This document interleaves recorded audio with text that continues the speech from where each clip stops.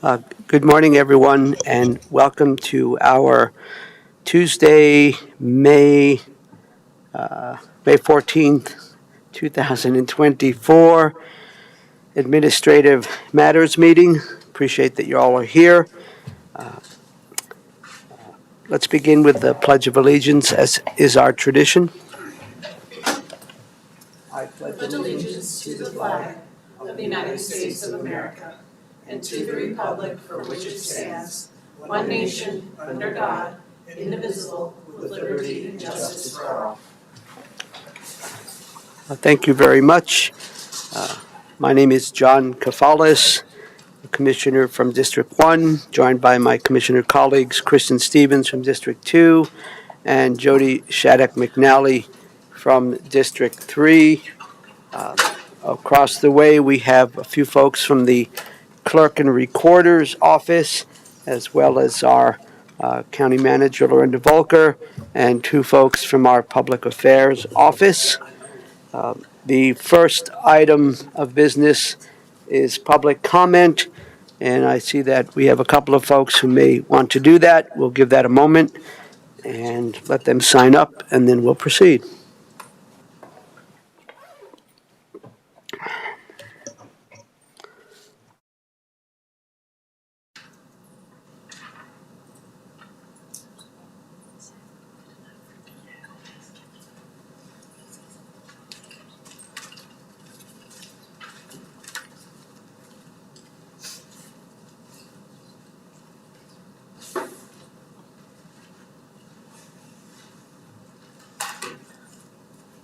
All right, we have two folks who've signed up. The first person is Matthew Gomez. Welcome. Thank you for being here. If you would be kind enough to state your name for the record, and you have up to 3 minutes if you'd like. My name is Matthew Gomez. I'm an ex-foster child in the state of Colorado, Department of Human Services, out of here in Larimer County. I was just told that, you guys are here to discuss budgeting and all this other stuff, and, that's fine, but I was asked to tell you a little bit about myself and about my time in DHS, because you guys are all giving out awards for everything except for reuniting the families and stuff, and I was one of those few kids in the system who was taken away at a very young age and trapped into giving a statement by officials that worked for the Department of Human Services, Child Custody Division. You guys took me away, and during my time in the system, I was diagnosed with everything under the sun, from RAD to bipolar to ADHD to manic bipolar to OCD to schizophrenia to you name it. Told that I wouldn't be able to function without medication, but it was just one big money grab to get you guys to pay out more money to the institutions I was placed in and the families that I was placed in. I quit taking medication at 15, and I haven't touched medication since then.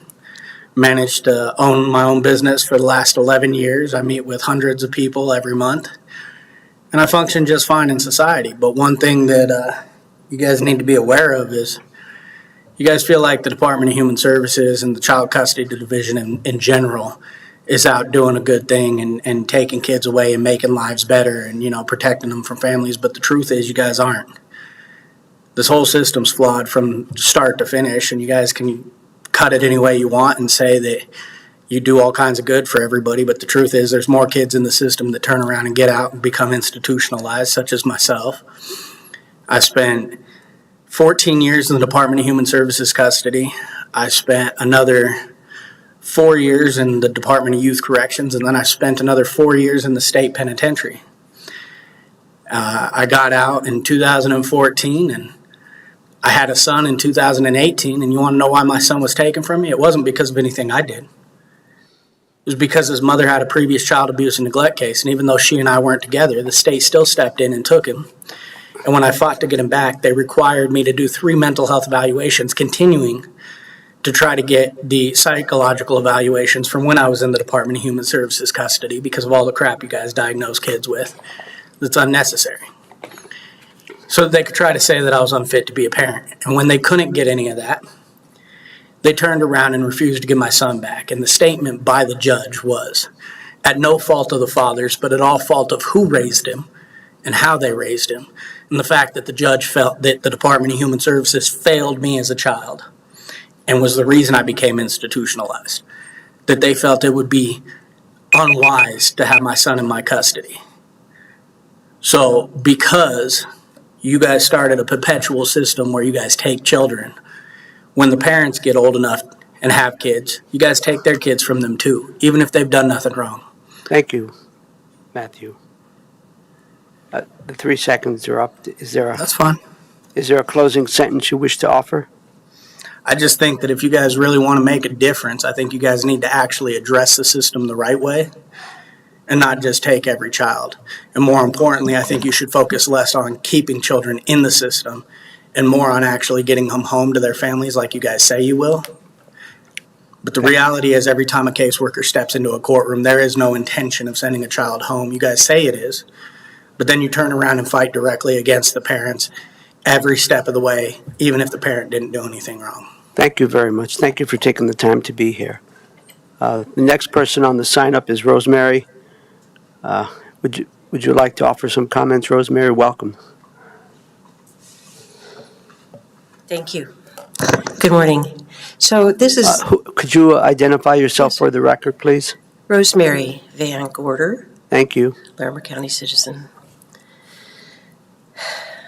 This is National Foster Care Awareness Month. Last month, April, was National Child Abuse Prevention Month. And I mean, there's always something to proclaim and be proud of and talk about, but you don't hear from the other side.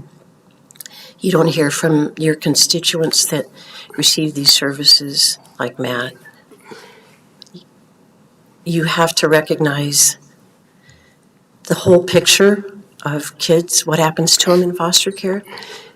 Foster care is the leading source of trafficked kids. They get out and they have no family, no connection.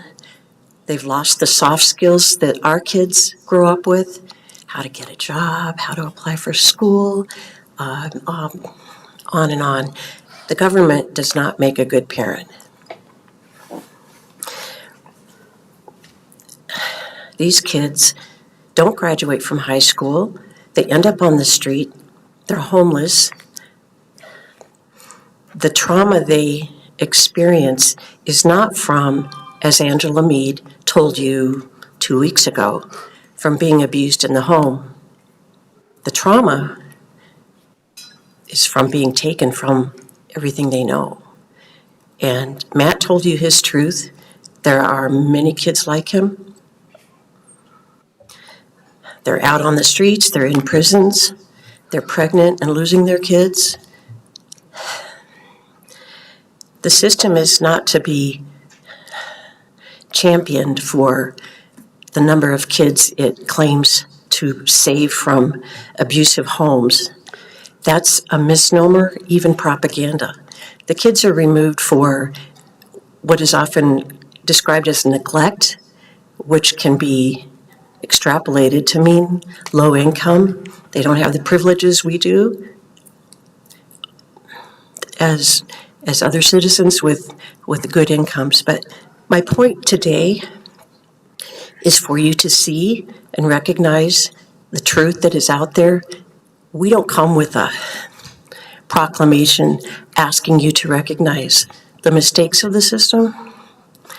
But when you're funding this department, look at the money and where it goes. It's not to the moms and dads who don't have gas to get to meetings. That's just a stipend, the gas vouchers.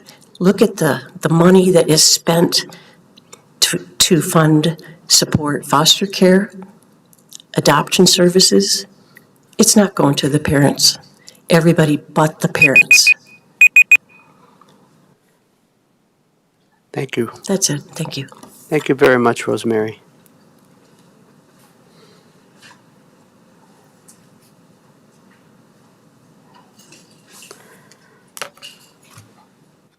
Just to, before we see if the commissioners want to respond in any way. Michelle, anyone who may have, I think you've already told me, but I wanted to double check. Anybody who signed up yesterday wishes to participate via phone or Not today, sent an email? Commissioner. Pardon? Not today, Commissioner. All right, then I'll open it up for the commissioners. Commissioner Stevens, anything you'd like to say?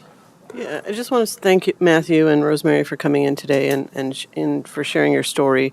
I'm sorry, Matthew, and I'm really glad to hear that you have things going well now and that you've got your own business. I'm sorry that you had to deal with what you had to deal with. I just want to say that I think there are checks in the system, and I think that as in every system, there are sometimes failures. And so I know that the county tries to do kinship placement because that's a best practice and it's better for people to be with family than in foster care. We still have situations where there is, documented abuse, and so we have a foster care system. I think that you're right. There aren't enough resources for foster care kids when they come out of foster care, and there aren't enough resources, honestly, in our community for people who are in poverty. And so that's something that we are trying to address as commissioners. But it's good to have a reminder that that we can always do better. And so I thank you for your story. Oh, I'm sorry, we can't take any further public comment, but we can talk later. We can, Yeah. have an opportunity to talk later if you'd like. Email, phone call, meet up. Thank you. Commissioner Shattuck McNally, anything you want to share? Sure. Thank you for both for coming today. It's certainly, Rosemary, I know this is a very passionate subject for you. Since we've been on the board, you have consistently and frequently shared your concerns and your message of items that you're concerned about. And so we have, when you have brought these forwards, we have addressed those, looked into those. So I just wanted to say thank you for being supportive of the gentleman that has come today, Matthew, correct? So so thank you, Matthew, for coming and sharing your story. It takes a lot to share your childhood trauma and all the things that you've gone through. And I'm sorry that happened to you as a child. And I see that you're here today and things are in a good spot for you, but you still have a lot of sounds like frustration with your experience. So we're new on the board, and we have not been on the board at that time when you were in the system. And we have, I think, made some changes since we were on the board to look at kinship care. I think there is a high percentage. I think it's over half of those youth that are in kinship care, and we look to grand families and supporting grand families. A lot of our boards and commissions and things that we do have peer-to-peer mentoring and peer-to-peer support, and we've been trying to increase that out in the behavioral health world and the substance abuse disorder world. And so there's a lot of peer-to-peer mentoring, more than anywhere else in the country. We are kind of a focus area for that kind of community support out in the community. And there's plenty of numbers and data to show that we are also putting resources towards that. Unfortunately, I think there's still a need for foster families. We had that brought up to us, and there were some families that we honored because they have fostered over 70 children, and that has been a great experience. And not everyone probably has that wonderful experience. And I'm sorry that your experience all those years ago was not a positive one for you, and that it's led you to having more challenges in your life, and that's really heartbreaking to hear. And certainly, any system, it always needs to continually look for its challenges and make sure that it's always trying to improve better, especially when it comes to our most vulnerable populations, with those our youth and our older adults in marginalized communities. So I have to say that we try to support our departments and our programs to make sure that we're having accountability and transparency, and also trying to make sure that we have folks who are working hard, and we have seen those folks, and we've have lots of other data to show that kids are not lost in the system, but making sure that they're being checked in on and trying to do the best we can for those folks. There is going to be a new homeless shelter for youth, and I forgot the ages up, but it's something that we worked very hard on. We are looking, and we have been talking about this for since I became on the board in 2020, that there is a gap that youth exiting foster care up until they're about 23 or something, there is a gap, so those kids are not just left with no safety net as they age out of the system. And it's something that we've made progress on, but certainly there's more to do. And so thank you for coming to share your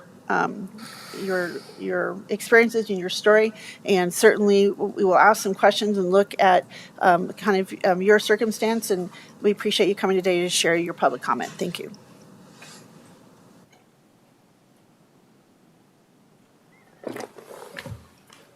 So I genuinely appreciate that both of you took the time to be here. This is not the time and place, from my perspective, to have a dialogue. I am hoping, Rosemary, that we can find an appropriate setting to have that dialogue. And I know we have a few emails going back and forth, and I will do my best to accommodate your request. As I've stated in the past, if we are meeting with parents, we need to have permission to share case-specific information.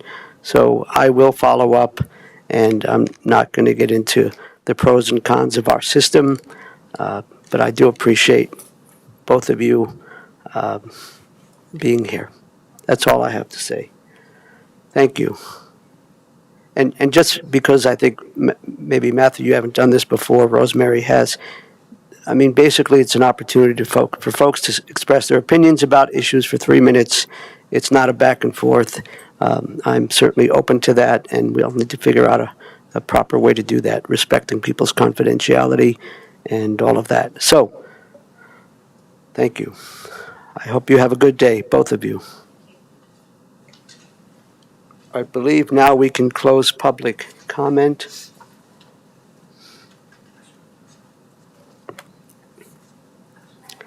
And move on to approval of the minutes. Let's see, Commissioner Stevens, would you do that one? Yes, Mr. Chair, I move to approve the minutes for the week of May 6th, 2024. Thank you. That is a proper motion. I reckon there's not any further discussion. All those in favor? Aye. Aye. That passes 3-0. The next item is the review of our upcoming weekly schedule. And we have Michelle, would you do the honors, please? Thank you, Commissioner. Michelle Bird, Public Affairs Director. This is your draft Commissioner schedule for the week of May 20th through the 26th of 2024. On Monday, May 20th at 10 a.m., you will have a work session regarding the 2025 budget targets, strengths, weaknesses, and opportunities and threats analysis at the hearing room. At 1:30 p.m., you will have a work session with Leslie Ellis, Director of Community Planning, Infrastructure, and Resources. At 3 p.m., you will have land use items with the Development Review Team. This is a hybrid meeting in person here in the hearing room. And at 6 p.m., you will also have a Land Use Items Development Review Team, also a hybrid meeting here in the hearing room. On Tuesday, May the 21st at 9 a.m., you will have Administrative Matters, which is this meeting in this room, followed by Legal Matters with the County Attorney. At 12 p.m., Commissioner Stevens may attend the Community Corrections Advisory Board meeting that is hybrid and in person in the Boyd Lake Conference Room. At 1:30 p.m., there will be administrative direction to County Management in the Sprague Lake Conference Room. At 4 p.m., Commissioners will attend a tour of the Loveland Youth Campus in Loveland. At 7 p.m., Commissioner Kafalis will attend the LaPorte Planning Advisory Committee meeting that is hybrid, and it will meet in person here in this room, the hearing room. On Wednesday, May 22nd, At 7 a.m., Commissioners Kafalis and Shattuck McNally may attend the North Fort Collins Business Association meeting at the Rocky Mountain Innisphere in Fort Collins. At 8 a.m., you will have a budget retreat in the Arrowhead Lake Conference Room. At 12 p.m., commissioners will have a casual conversation in the Sprague Lake Conference Room. At 1:30 p.m., you'll have a work session with Laura Walker, Human and Economic Health Services Director, in the hearing room. At 2:30 p.m., there will be a work session for a quarterly Climate Smart Future Ready update here in the hearing room. At 5:30 p.m., Commissioner Kafalis may attend the Equity, Diversity, and Inclusion Advisory Board meeting in the Carter Lake Conference Room. At 6:30 p.m., Commissioner Stevens may attend the Fair Board meeting in the McKee 4-H Youth Building at the Ranch in Loveland. On Thursday, May 23rd at 7:30 a.m., Commissioner Shattuck McNally will attend the Larimer County Thompson School District Berthoud Loveland Liaisons meeting at the Berthoud Recreation Center in Berthoud. At 12 p.m., Commissioner Kafalis will host a community conversation for the Red Feather Lakes community. Guest and topic will be announced prior to the meeting, and that is in Red Feather Lakes. At 12 p.m., Commissioner Stevens and Shattuck McNally may participate in the virtual Counties and Commissioners Acting Together all-member end-of-session wrap meeting. At 1:30 p.m., Commissioner Kafalis will attend the Red Feather Lakes Planning Advisory Committee in Red Feather Lakes. At 2 p.m., Commissioner Shattuck McNally may attend the Regional Opioid Abatement Council meeting at the Behavioral Health Facility. At 3 p.m., Commissioner Stevens will participate in the virtual non-attainment area air pollution mitigation enterprise meeting. At 5 p.m., Commissioner Shattuck McNally may attend the Open Lands Advisory Board meeting at the Horsetooth Area Information Center. And at 5 p.m., commissioners may attend the Larimer County 101 graduation at the Blue Federal Credit Union Arena. On Friday, May the 24th at 8 a.m., Commissioner Stevens may participate in the virtual Colorado Department of Human Services Trails Executive Steering Committee meeting. And at 1 p.m., Commissioner Stevens may attend the Estes Park Aerial Tramway VIP opening event in Estes Park. On Saturday, May 25th, you have an open schedule. And on Sunday, May 26th, Commissioner Shattuck McNally may attend the Veterans Plaza 2024 official Memorial Day ceremony at Spring Canyon Community Park. That is all. Thank you, Michelle. Colleagues, do you have any questions, comments, observations? Commissioner Stevens. Yes, thank you, Michelle, for the schedule. I just have a couple additions to my schedule. On Friday, May 24th at 10 a.m., the Downtown Development Authority will be doing a tour. I'll be on the tour with the Downtown Development Authority of the Emma Malaby grocery store. So it's an old grocery store that's possibly getting restored. And then I will be also attending the Veterans Plaza. I just didn't have that on my schedule yet. So thank you. Thanks, Commissioner. Commissioner Shattuck McNally. Thank you, Mr. Chair. Michelle, I have my Wildfire Town Hall on May 22nd, starting at 6, I believe. And it is at the Larimer County Office of Emergency Management on Endeavor Drive. And we have a lot of staff coming from Emergency Services and the Colorado Department of Fire Protection Control. And we're talking about all kinds of things about the threats and the conditions coming up for the upcoming fire season and preparedness. And we'll also have Lita presenting as well. And so need to get that on the calendar. And that is, again, from 6 to 7:30, or 5:30 to, yeah, it looks like 5:30 to 7. And then also, I haven't got this on my calendar, but I'm also attending the Estes Park Tramway VIP open event. I just haven't got that on my calendar yet. And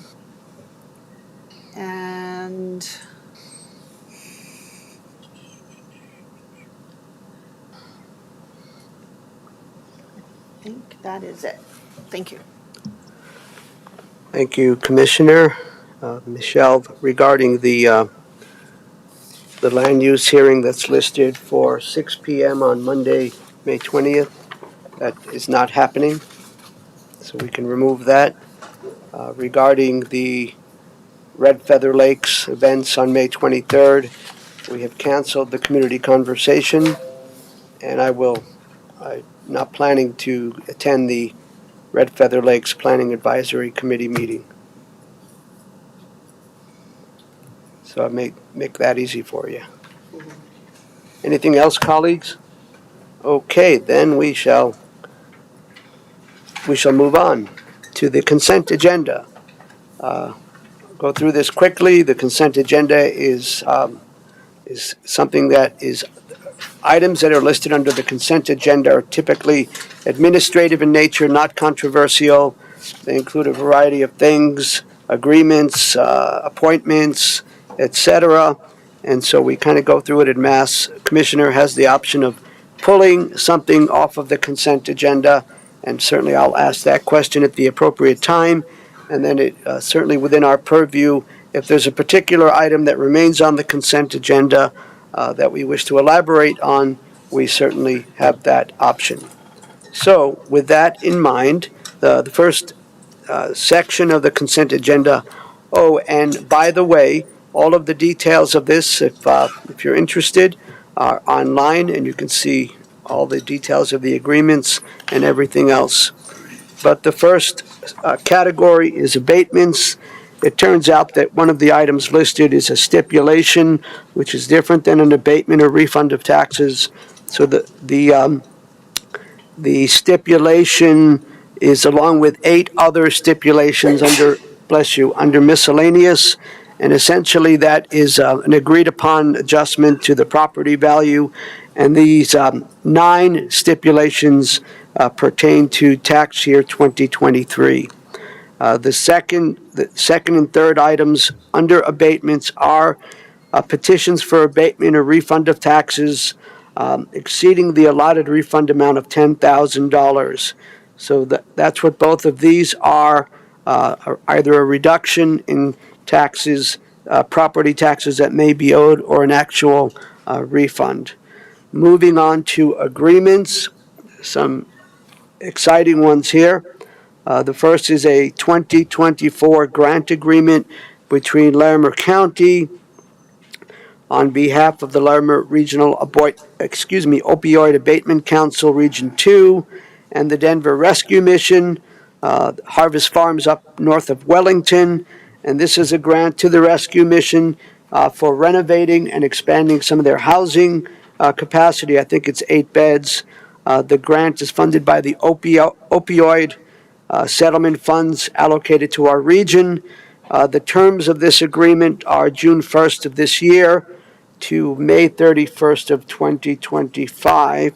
Again, between the county, or between the council and the Denver Rescue Mission to help out at Harvest Farms. The total dollar amount is $400,000. The next agreement, 2024 grant agreement between the county on behalf of the Opioid Abatement Council and an organization called the Abundance Foundation, the grantee. And this is for creating safe spaces, opportunities for making social connections and providing supportive housing. The grant is funded by the opioid settlement funds allocated to the region. A lot of credit goes to the council that has been working very diligently to figure out how to get these dollars out into the community. The terms are the same as the previous one, June 1st of this year to May 31st of next year.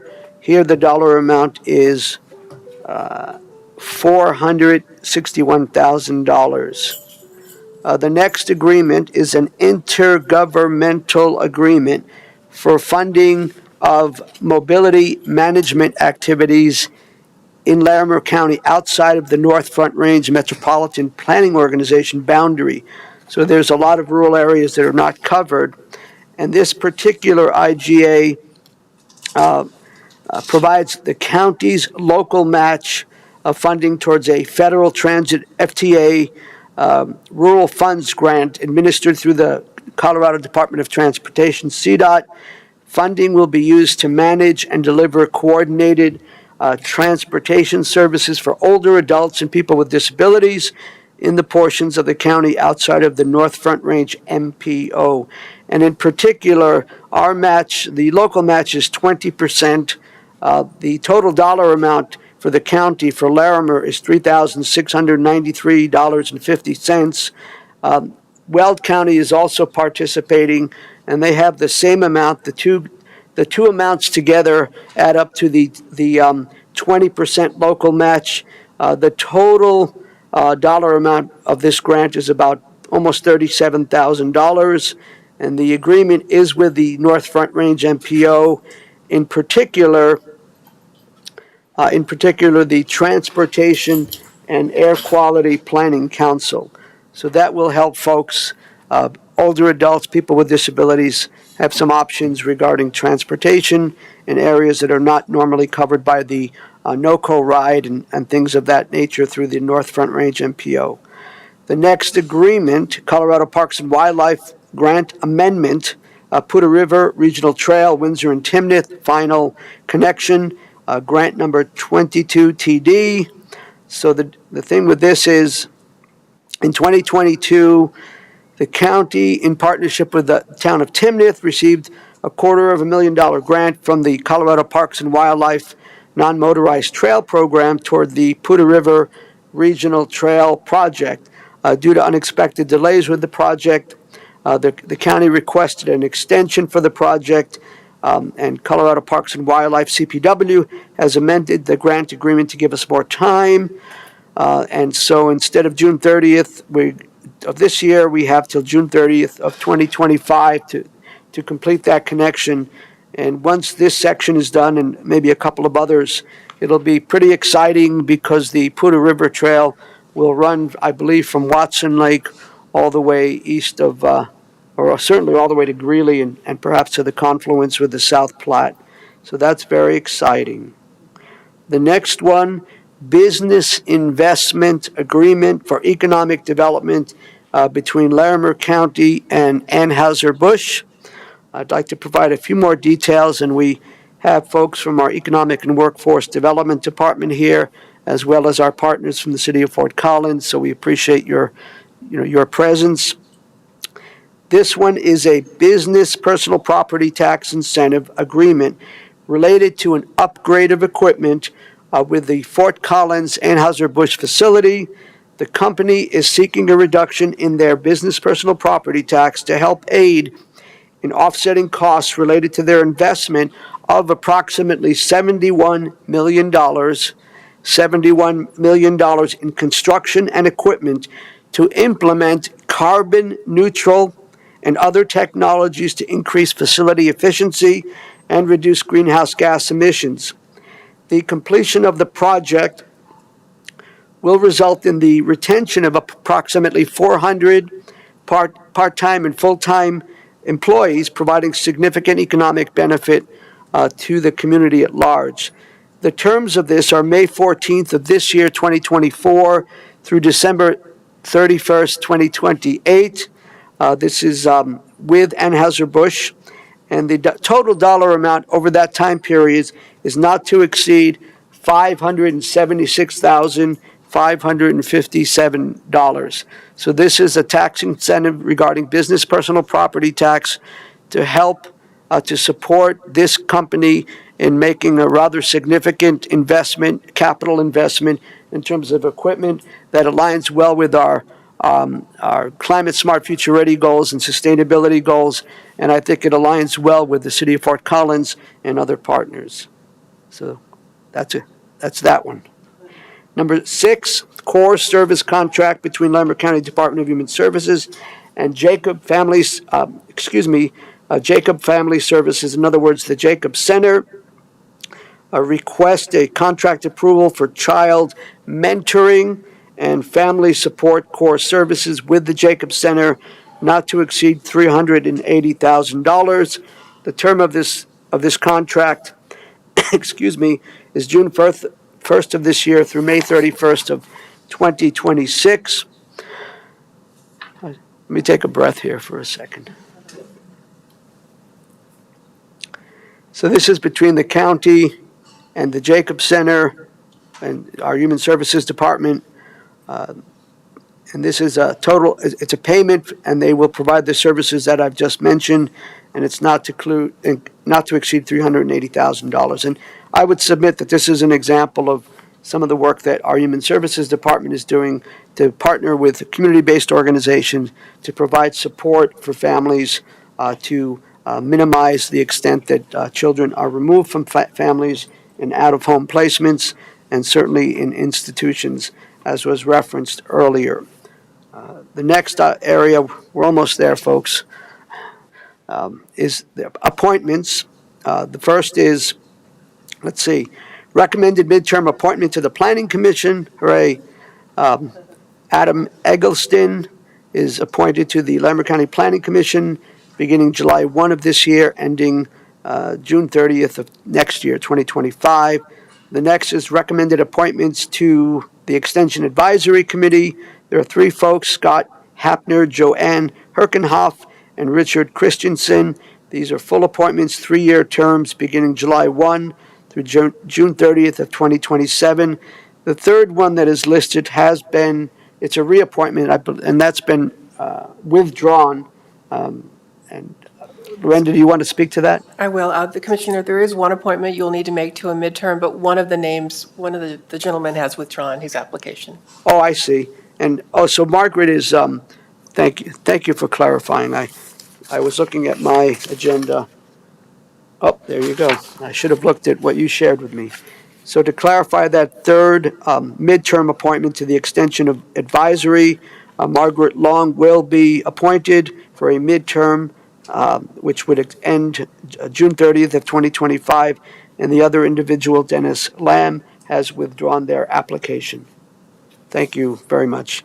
Next, we move on to liquor licenses. Let's see. This is the place. It's called the Thirsty Moose. That's up at Red Feather Lakes. I should know that. So the Thirsty Moose up at Red Feather Lakes. This is a hotel and restaurant with optional premises license, approval and issuance. Finally, we get into miscellaneous, and I already mentioned that there are 8 stipulations here. One item that requires a shout-out is Human Services Expense Report, quarter ending March 31st, 2024. We do this on a quarterly basis to show the dollar amounts in the various categories, human services-related categories. And the details are online. Finally, resolutions. The first is findings and resolution denying the Crown Castle Appeal 24- General GNRL 0551, resolution to deny the Crown Castle Appeal. There was a public hearing on this item on April 8th, 2024, land use hearing. The second item, Board of County Commissioners, Larimer County resolution setting the recreational vehicle dump station fees rates. This is submitted by our Natural Resources. We manage various properties, and pursuant to state statute, we can provide access to RV dump station facilities. And we've had these discussions before. The establishment of fees, we can do that by statute for the admission and use of such facilities at a rate of $15 per use. We discussed this in greater detail on April 22nd, and that's that. Colleagues, do you wish to remove anything from the consent agenda? All right, then, Commissioner Shattuck McDelly, please offer the motion. I move to approve the consent agenda for May 14th, 2024.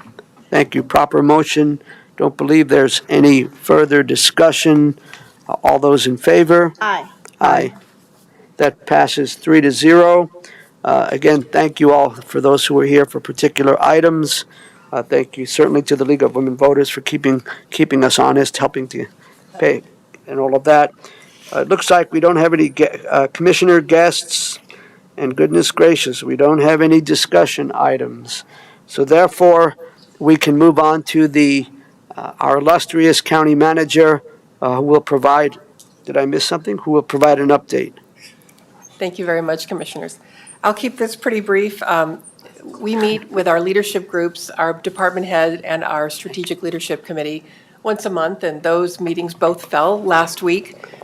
Two of the important things we talked about were the digital accessibility law that has passed and the efforts the county has been undergoing to make our website and other electronic means accessible to everyone. Those, I want to assure you and the public, those are moving forward really well. We have a lot of documents in effort to be transparent that are PDFs that are not readable by folks who have a vision impairment, and so their equipment can't read those documents, so we're converting them to other forms and formats. It is a lengthy process, but we are well underway.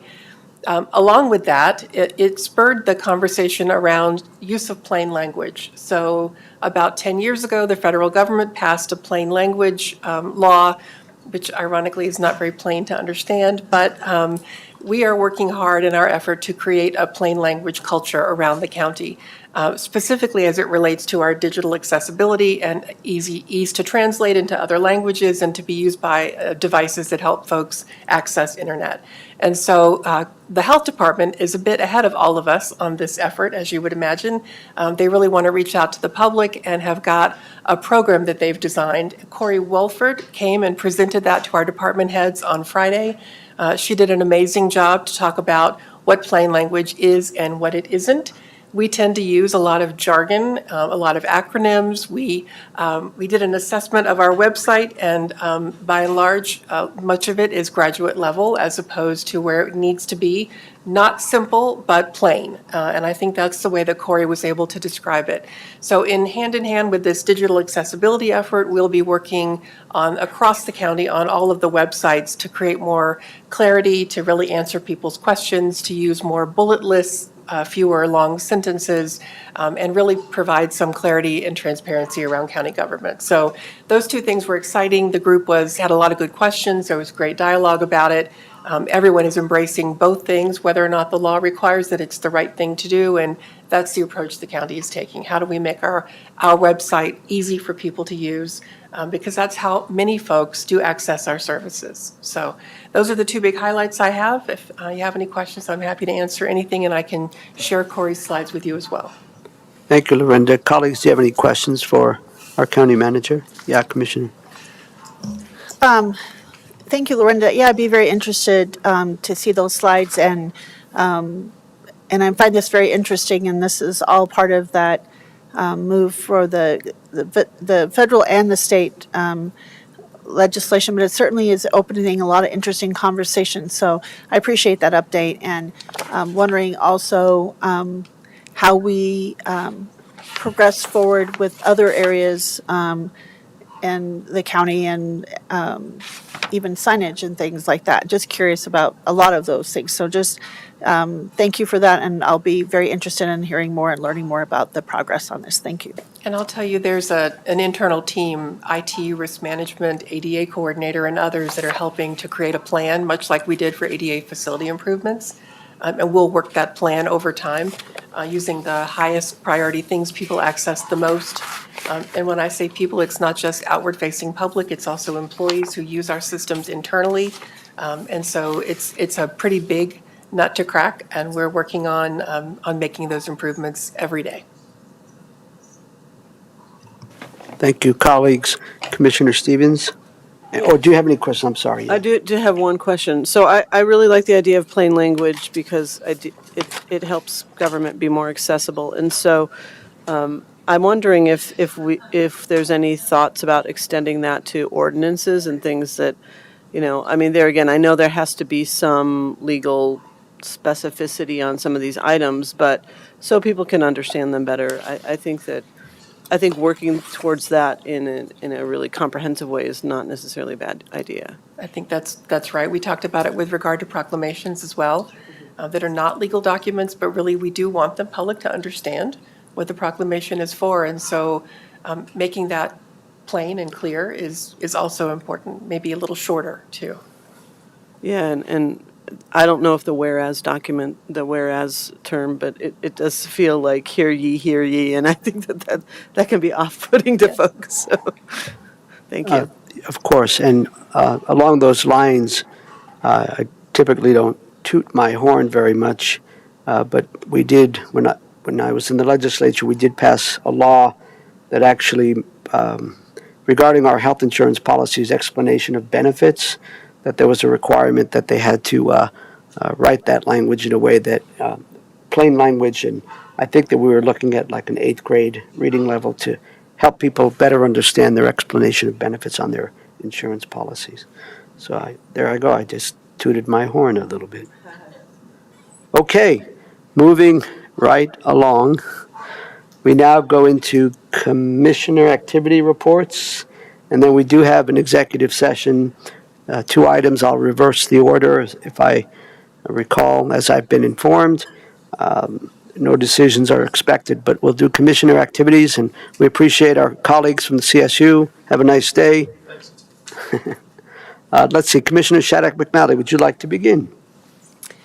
Thank you, Mr. Chair, and thank you all for being here today. We appreciate our partners in the room, and thank you for the great work that we had on our consent agenda. So I'll go back to, well, I'll just skip a few things in the interest of time. On Wednesday last week, I went to the Loveland Community Breakfast, which was at the House of Neighborly Service Life Center, which is a great location in Loveland where folks can, it's a one-stop shop of getting services, wraparound services. They have a closed pantry, and I think the county has some services they provide through that building. So, but we had a breakfast there, and it was a neighbor-to-neighbor event. And the group real estate showed some housing numbers and housing prices and availability for City of Loveland. So I found that very interesting. Certainly made some connections with some of the volunteers and some League of the Women Voters were there as well. So that was great to connect with our collaborative partners, neighbor to neighbor and others.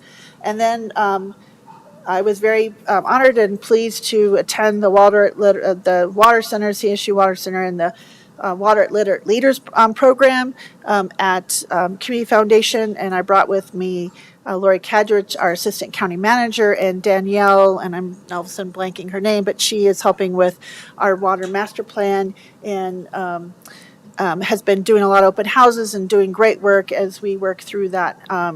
Our county water master plan, we presented on that plan and talked about how really, as county commissioners in the county, we're dealing with water almost on a weekly basis, whether it be our open spaces, our watersheds, all kinds of areas. And so it was a really great discussion, and we were followed by one of my former, and the whole board here is graduates of that Water Leaders program, but we were followed by some folks who were in our cohort, Commissioner Kafalis, other community leaders who were also alumni and graduates, and they are also now continue to do work and were presenting, and I believe at one time they served on our planning commission. So really kind of all those connections and together and great conversations that's happening. And then I had my NACO, National Association of Counties, Environment, Energy, and Land Use monthly call. Still lots of discussions about PFAS and stuff that's happening across the country, and I won't get into that in detail, but that was a great hearing. Of course, we had a lot of land use hearings last week that were pretty involved. And then I traveled up to Estes Park to have a meeting and get to know the new mayor of Estes, Mr. Gary Hall, and we had a really great conversation and good to know him. I knew him before he was mayor because he was on the hospital, Estes Valley, or Estes Park Hospital Board. And so that was a great conversation, and I appreciated his time. It was interesting. It was sunny and down here, but it was up there with snowy and almost winter conditions, so I always enjoy that up and down the canyon to realize kind of weather can change just driving even just 20 miles. So, and then we had our Office and Aging Advisory Council, which was a great meeting, and I shared a lot about some of the things that were happening in our budget system and some of thanked them all for their work on the Office on Aging Older Americans Month, the volunteers, and the great work they did on the Aging Fair. And they had a great presentation, which was in person, which I wasn't in person. I was attending virtually, but they had Master Gardener program from CSU come, and they did a hands-on presentation, which I thought was really unique and special. And then I went to attend, which was interesting. There was a lot of things happening out at the ranch and Embassy Suites last Thursday night, but I attended the celebration of philanthropy, Better Together, with the hosted by the Community Foundation of Northern Colorado. It was a great opportunity. We had a lot of partners in the room that we had partnered with, behavioral health, our housing challenges, and all kinds of groups there.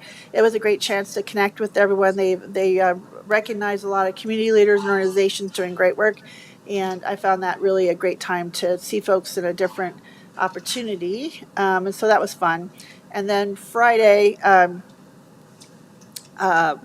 let's see, I guess mostly meetings, getting to know about some other constituents with concerns all around the county. So that was interesting. I went to the legislator town hall on Saturday to listen to our regional legislators just finishing up the session. And hearing from them, it was a packed room and lots of great questions, a lot of tough questions, and it was a great dialogue. And I'll just leave that there. It was a pretty robust and long and involved conversation. There was some folks from Fort Collins City Council there, and League of Women Voters, lots of engagement. And then I went with my colleague Commissioner Falls. We went to the Hickory Village meeting at La Familia to talk with some residents about their concerns, all kinds of things between broadband and homelessness and safety for their children. And it was a really interesting and important conversation. And there was, I appreciate Sam, who is a very strong vocal advocate for those who live in manufactured housing communities, who brought translation services, and we had a really great conversation. And I'm going to be following up on some broadband concerns and questions. Yesterday, I had a great conversation with Chief Sendelbeck of the Loveland Fire Rescue Authority. Lots happening in that space as they are looking at budget cuts from the city of Loveland for the city portion. As you know, they also have the rural portion, which has a different mill and different board. And so it's been a great conversation as they're making these changes, and they're about ready to, the pilot program for the internship workforce housing focused fire mitigation group this summer. They got their folks hired and these students, and it's really exciting to see that progressing.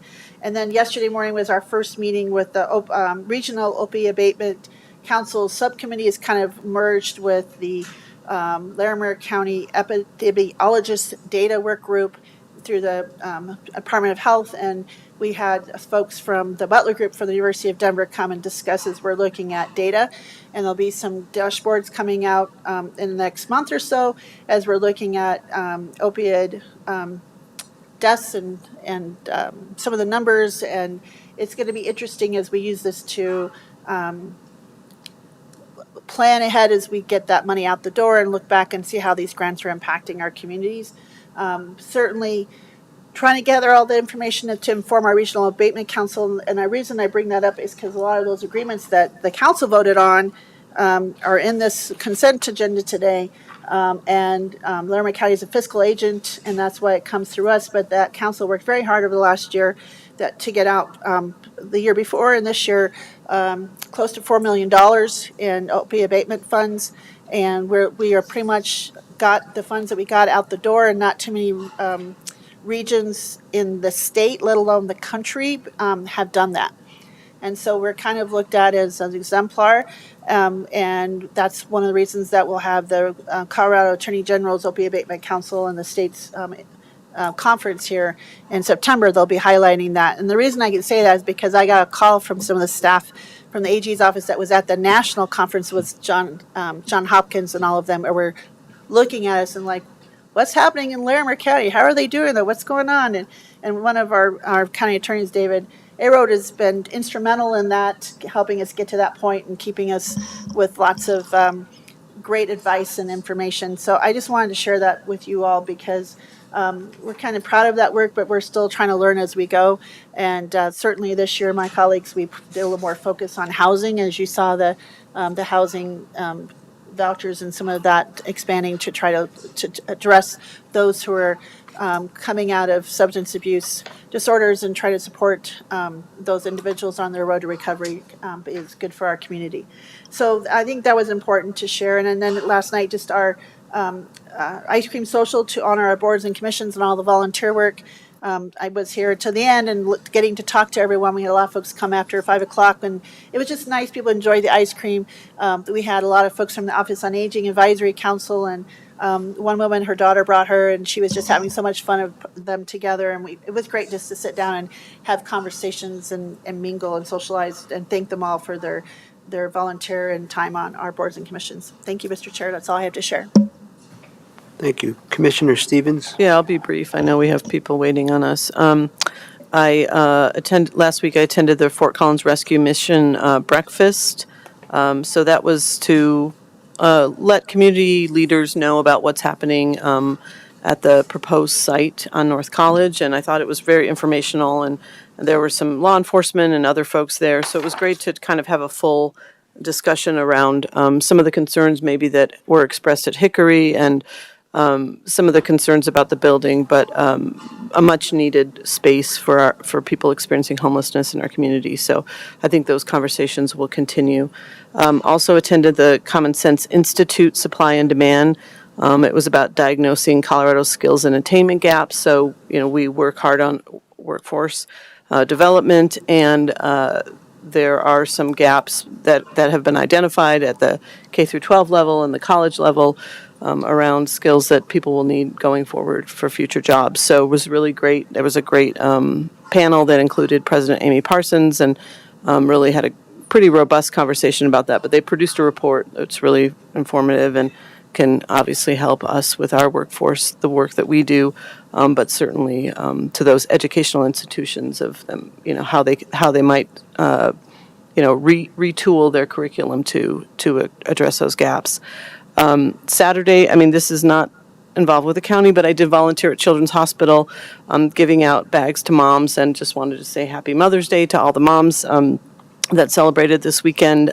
It was pretty a meaningful way to celebrate Mother's Day. A lot of moms that are at the hospital, and we're pretty delighted to get these little gift bags. So just remembering moms that, some moms, got to drink mimosas, and other moms are taking care of their kids at the hospital and doing other very difficult things. So wanted to honor all the moms out there.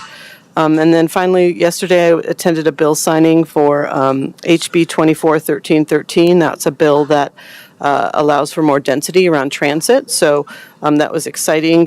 We did get some sticks out of the bill that were pretty rough. They were going to take HUTF dollars, transportation dollars, away if people didn't comply with the order, and we got that taken out, so that was good. But it is really good that we're looking at building more density around transit.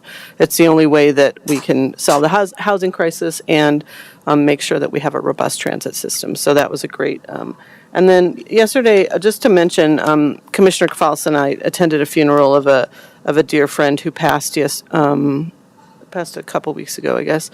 And this is Richard Thompson. He was a remarkable human being. We should all be so lucky to get to the end of our lives and have accomplished so much. He was a minister, but he also was very big in figuring out or working on the family housing network of Fort Collins. And so really making sure that homeless families were provided for first within the church system, and then with their own transitional housing. And so he was a letter writer. He loved his family. I think we all received letters from him at one point, encouraging us and sharing articles. And so just wanted to honor his memory and say that he made a difference in our Fort Collins community. He made a difference with people experiencing homelessness. He made a difference with families struggling in our community. And like I said, may we all have that many good things said about us at the end of our lives. That's it for me. Thank you. Thanks, Commissioner. I'll be very, very brief.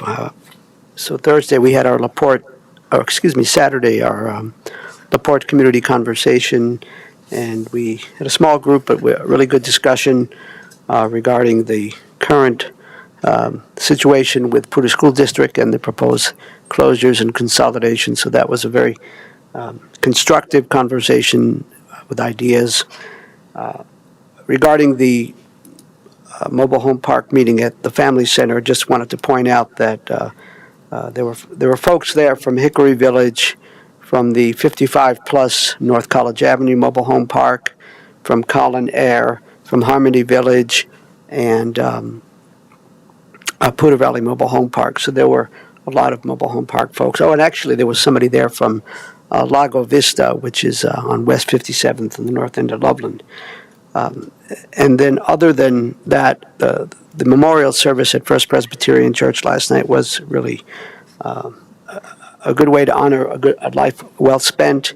And as the minister who was giving the eulogy mentioned, that the details of the hymns and the order of things, Rich Thompson had already written that down and had it all laid out, I think, ahead of time. So he was very much into planning and writing, and he was certainly a great community member, and his wife, Jane, we want to honor and support her. And I think actually Rich, a couple of weeks before he passed away, sent me an email saying, is there anything I can do to help you, in the work we do as county commissioners? And at the time, I said, well, your thoughts and prayers would be most helpful. So that's all I have. And we can now move into executive session. There are 2 items, no decisions expected. The way it's listed, we will reverse that order. But Lorenda, or maybe somebody from the county attorney's office, will we be, I presume we'll do 2 separate motions. Will we do them at the same time? Or Mr. Bill Rasu, the county attorney fellow, come on up. Who are you? Good morning, Commissioners. Bill Rasu, Larimer County Attorney. The 2 items, you can do separate motions for each. We can have one executive session and split it between the 2 items. The first item will be the negotiations to direct negotiators. That item will need to be recorded. That's right. And then after that item, the recording can be turned off for the second item, which is the legal advice item. Great. Thank you, Bill. Thanks for clarifying, and I think that's what Lorenda had indicated to me. Thank you kindly. So let's go with the first motion. Commissioner Stevens, your turn. Do you want the first motion to be the first item we'll be discussing? The second item. That's on our list. So that would be Colorado CRS 24-6-4024E. Okay, so I'll read that one. Please. I move that this board go into executive session pursuant to Colorado Revised Statutes 24-6-4024E to determine positions, develop strategy, and instruct negotiators relative to a public-private partnership agreement in furtherance of Proposal P23-22, development and operations of an event arena and youth sports training center at the Ranch Events Complex. Thank you, Commissioner. Any further discussion? All those in favor? Aye. Aye. Thank you. Then let's go with the second motion. And as was stated, once we go into executive session, the first one will be recorded. There won't be any decision, so therefore we will not be returning online. But Commissioner Shaddock McNally, would you do the next one, please? Certainly, Mr. Chair. I move that the Larimer County Board of County Commissioners move an executive session pursuant to Colorado Revised Statute 24-6-4024E to determine positions, develop strategy, and instruct negotiators. I just read that. Oh, I'm sorry.